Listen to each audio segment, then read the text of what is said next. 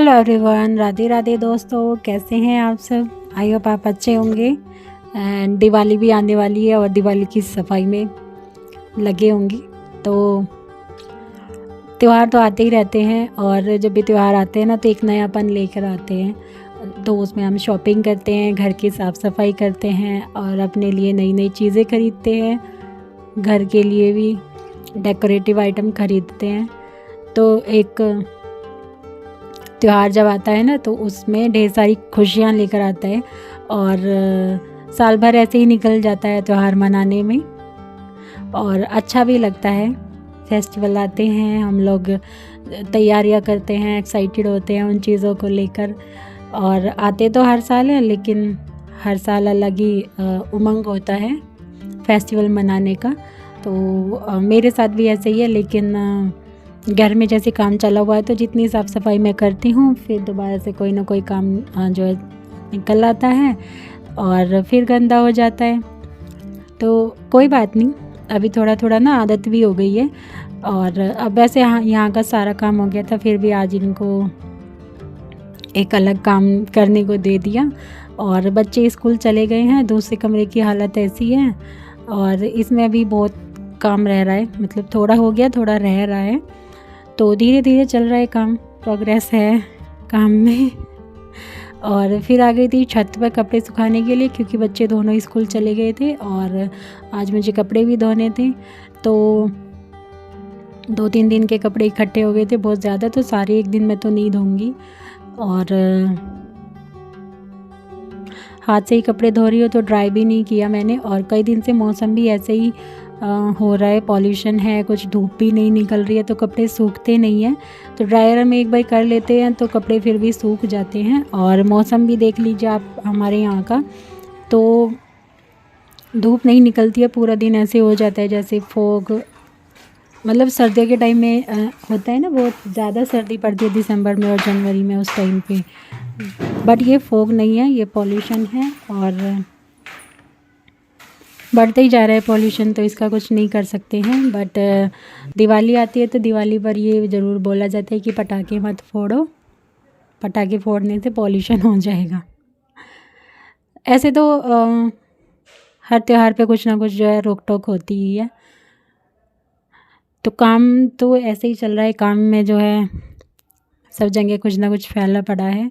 फिर भी मैं जो है जितना मुझसे हो सकता है साफ़ सफाई करने के बाद और काम करने की कोशिश करती हूँ। और जब ये चले जाते हैं तो थोड़ी बहुत साफ़ सफाई कर लेती हूँ, क्योंकि मुझे खुद को भी अच्छा लगता है। क्योंकि दिन में ये रहते हैं, हम तो दिन में भी रहते हैं और रात को भी रहते हैं, तो दिन रात दोनों में ही ना, जैसे चलते भी है ना, नीचे फ्लोर पे इतनी गंदगी होती है, रेत होता है, मिट्टी होती है, तो चलने में मुझे नहीं अच्छा लगता। तो फिर भी मैं जो है थोड़ी बहुत फ्लोर क्लीनिंग कर लेती हूँ।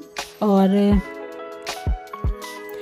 ये होता है जहाँ पर नहीं रह रहे होते हैं ना फैमिली या कोई भी, तो वहाँ पे चल जाता है कि एक साथ ही सारी जो है साफ़ सफाई करेंगे। लेकिन यहाँ पे हम रहते भी हैं, खाना भी बनता है, सोना भी होता है हमारा, तो कपड़े थोड़े ज़्यादा गंदे होते हैं, फिर भी मैं उनको धो लेती हूँ। खाना होता है, खाने में ये ध्यान रखना होता है कि धूल मिट्टी ना चली जाए और जितना भी हो सकता है साफ़ सफाई करने की कोशिश करती हूँ। तो सुबह ना मैंने बच्चों को थोड़े से चावल बना के दिए थे, क्योंकि आज मुझे बनाना था साग, तो मैंने बनाया है साग। और बाद में बनाया था साग बच्चों के जाने के बाद, फिर कपड़े धोए मैंने। और अब मैं अपनी और हस्बैंड की रोटी बना रही हूँ, तो हम तो रोटी ले लेंगे। और थोड़े से मैंने जो है आलू की भुजिया बनाई है, वो मैं जो है कान्हा जी को भोग लगाने के लिए, क्योंकि मैंने जो है साग में लहसुन प्याज का छोंक लगा दिया। तो साग का भोग तो नहीं लगाऊंगी, कई बार मैं ऐसे भी निकाल लेती हूँ, तो आज नहीं निकाला और मैं ही भूल गई।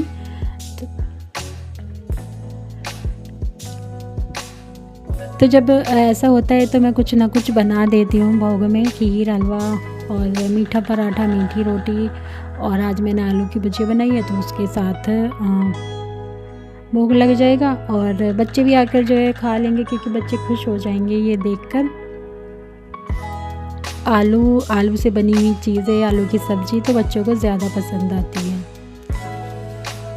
सो यहाँ पे क्या काम चल रहे हैं ड्राइंग एरिया में, तो वो मैं आपको बीच बीच में दिखा रही हूँ कि पहले कैसा था, फिर दोपहर को कैसा है, शाम के टाइम कैसा है, रात को कैसा है। तो वो तो आप जो है वीडियो में आप देखते रहना, चेक करते रहना। पहले भी मैंने आप दिखाया है कि वो लोग क्या काम कर रहे हैं।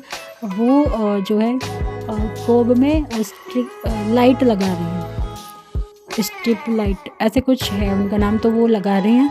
और यहाँ मैं बस खाना खा लेती हूँ। खाना खाने के बाद ना मुझे मायरा को लेने जाना है स्कूल। मायरा का टाइम भी हो गया और मायरा की टाइमिंग भी चेंज हो गई है, तो थोड़ा सा लेट हो जाते हैं। और जब भी 1 घंटा ऊपर नीचे हो जाता है ना, तो 2-3 दिन लगते हैं उसको रूटीन में आने में, फिर वही रूटीन बन जाता है। तो काम अभी ये चल रहा है। और थोड़ी सी लाइट उन्होंने लगा दी है, थोड़ी रह गई है, तो शाम तक ये पूरा कर देंगे। और आने के बाद मतलब अभी थोड़ा सा टाइम बचा है क्योंकि मायरा की छुट्टी होती है 1:30 बजे, तो अभी थोड़ा टाइम बचा है, तो मैं जो है किचन थोड़ा सा साफ़ कर लूँगी। और ये मुझे आदत है कि मैं इसको सारा ही क्लीन करती हूँ। दिन में 2 या 3 बारी तो हो ही जाता है, इसको साफ़ करती हूँ मैं, क्योंकि धूल मिट्टी भी आती है और वैसे भी वाइट है, तो वैसे भी सब्ज़ी, रोटी, चाय, मतलब इन सब चीज़ों के ना दाग भी जल्दी लग जाते हैं इस पर। तो ये मुझे साफ़ करके ना बड़ा अच्छा लगता है, मुझे वाइट चीज़ें ज़्यादा ही अच्छी लगती हैं। और साथ के साथ ना गैस भी मैंने साफ़ कर दी है। तो कई बार मैं इसको पूरी साफ़ नहीं करती, एक बर्नर गंदा होता है तो इसको क्लीन करती हूँ, बाकी सारी गैस पे कपड़ा मार देती हूँ। आज मैंने इसको सारी को साफ़ कर दिया, सारे बर्नर निकाले हैं, उनको साफ़ किया है। और फिर मायरा को लेने गई है स्कूल।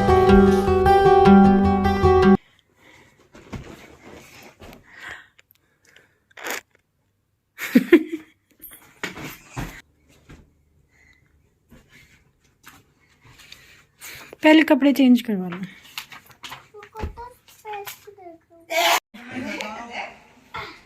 आ जा।